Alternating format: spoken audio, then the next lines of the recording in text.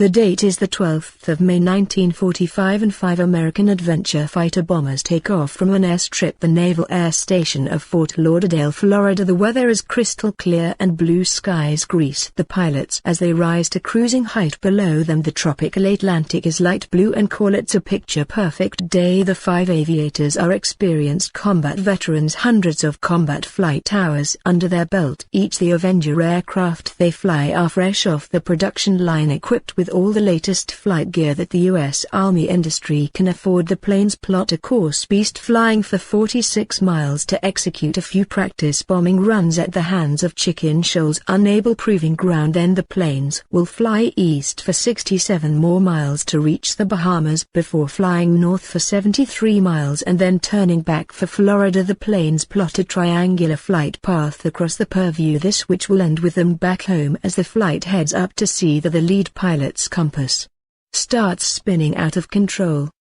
Charles Taylor carefully checks and rechecks his equipment but can't find a reason for the compass malfunction. The other pilots radio over that they too are experiencing strange equipment malfunctions. Taylor radios back to Fort Lauderdale and informs the tower that if their equipment malfunctioned. Even more troubling, he reports his location as being over the Florida Keys, which should be impossible as he and his women have flown due east for the last hour. The tower radios back informing Taylor to immediately turn north and head for Miami, but only if he's sure he is really over the Florida Keys. Lacking modern radar and IFF transmitters, the towers as in the dark to Taylor's position as he is suddenly Taylor spots a mysterious silver saucer-shaped craft directly in front of the craft. Appears to have accelerated towards plane in the blink of an eye. Looking inside a small portable cut into the craft, Taylor spots the face of the setting reticulum alien waving back at him, licking his lips in anticipation that the delicious human brain feast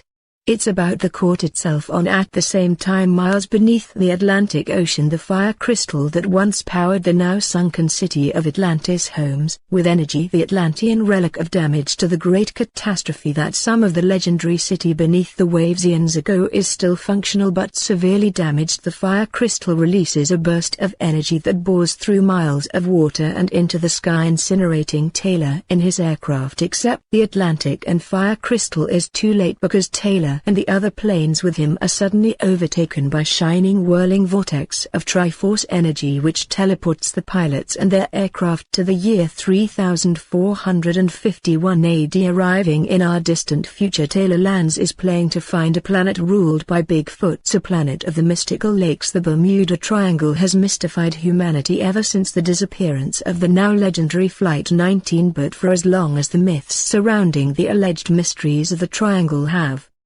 persisted, so to have the bunkers we have worked far harder than any human should have to try and convince the people that Atlantean fire crystals and sea monsters and alien spaceships in time for Texas don't really exist. Now a scientist is finally pulled the curtain back on the truth behind the Bermuda Triangle, and his discoveries, all backed up with scientific evidence, have shocked many. Well, in truth they haven't shocked many people at all, and that's because sight is crucial. Nikki has at last revealed with empirical evidence that the only mystery surrounding the Bermuda Triangle is that there never was a mystery to begin with. Much like conspiracy theories surrounding JFK's assassination, the mental programming of male models to become elite assassins for the fashion industry, and the moon landing, it turns out that Google fashion human ignorance, a whole lot of misinformation and an appetite for mystery is mostly to blame for the Bermuda Triangle alleged weirdness. Take their legendary disappearance of Flight 19 for example. In our opening scenario we told the story as most conspiracy theorist hello, and yet there are very many glaring errors even before we get to the aliens, fire crystals and time.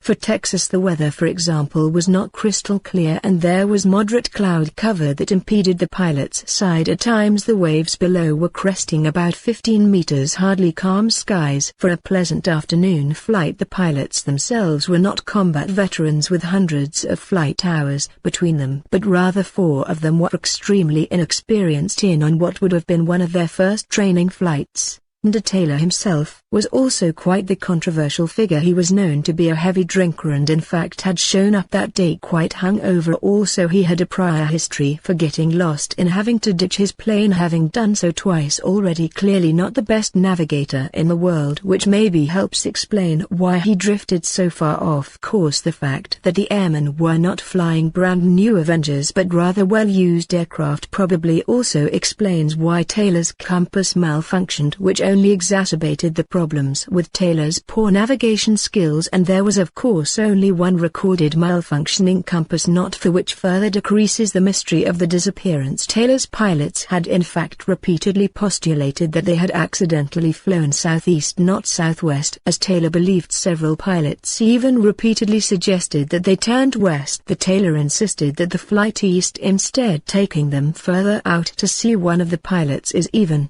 thought to have broken formation and headed west. Don't be too late to save himself as his plane ran out of fuel. From established facts alone we can already see how many elements of the Flight 19 disappearance have been misunderstood or misrepresented by conspiracy theorists. With the factual accounts of the disappearance, it doesn't seem like much of a mystery at all. Taylor was irresponsible, took her off with a malfunction compass in the latest like deeper out to sea instead of turning west as he should have. Heavy cloud cover likely obscured views of any recognizable land passes and added to the difficulty in navigating. Mystery solved. Taylor got his man killed due to an error of judgment and certainly didn't need the help of extinct and plenty of storage space aliens to do so. There is of course the popular follow-up to Flight 19 disappeared. The disappearance of a search and rescue aircraft sent to the same flight path that very night. What's more, depending on which conspiracy theory website you read, the story on the disappeared plane either vanished into thin air or was spotted being followed by UFOs or became the victim of another Atlantean fire crystal. Yet in reality the alleged sudden and unexplained disappearance had several witnesses who all reported a fireball crashing into the ocean the next morning. Plane debris in an oil slick was discovered. Clearly this was the work of UFOs trying to throw investigators off the scent. Accepted the PBM Mariner aircraft, which had been dispatched to look for the missing flight, already had a nasty reputation for randomly exploding, which on a top 10 list of things in aircraft shouldn't do is right at number 1. The aircraft had already earned the nickname of Flying Gas Tank by its pilots, and after the disappearance of the search and rescue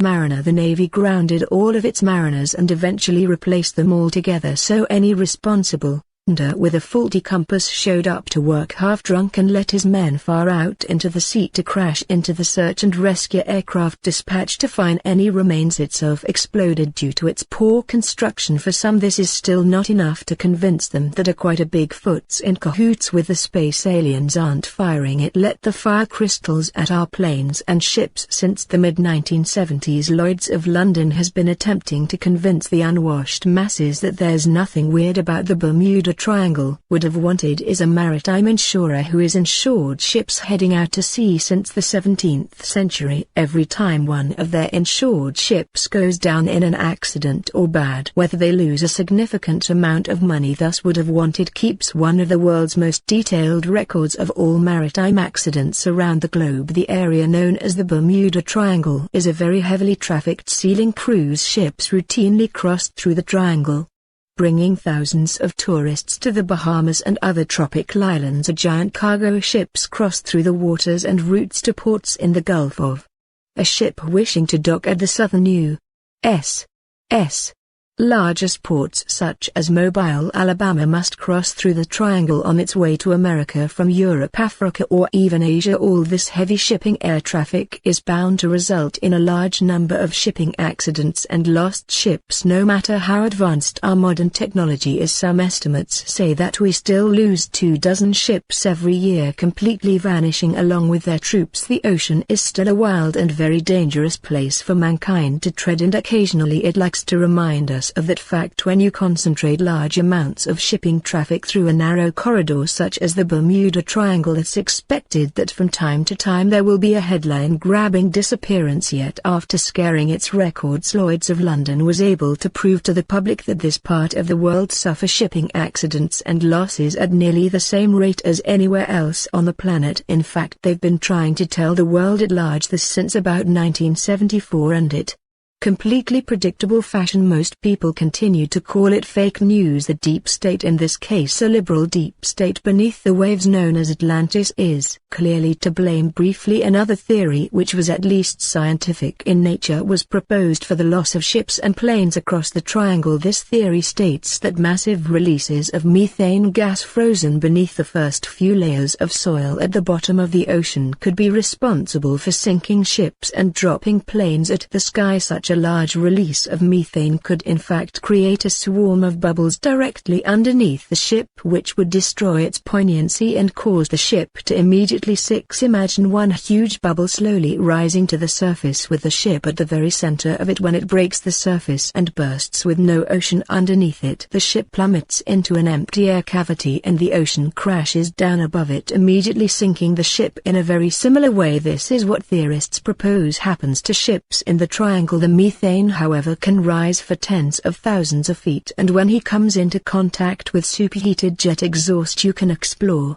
The resulting explosion could damage jet engines in cars, planes to fall out of the sky. The theory is actually completely plausible and realistic, except scientists say that the last massive release of undersea methane in the area occurred about 15,000 years ago. It turns out that the only real mystery surrounding the Bermuda Triangle is why there's a mystery left. To begin with, the facts and the data has been publicly available since the mid-70s, and prominent scientists have debunked the entire mystery routinely over the last several decades. In the end, it seems people simply like having a good mystery and living in a world with no mysterious circumstances. Alien spaceships and Atlantic and fire crystals may be too boring for some. What do you think is the real source of the Bermuda Triangle mystery? Is there something else out there that we might be overlooking? Tell us your theories in the comments, then go watch How Did a Whole Village Disappear? The Lost Colony of Roanoke mystery. Also, don't forget to like, share and subscribe.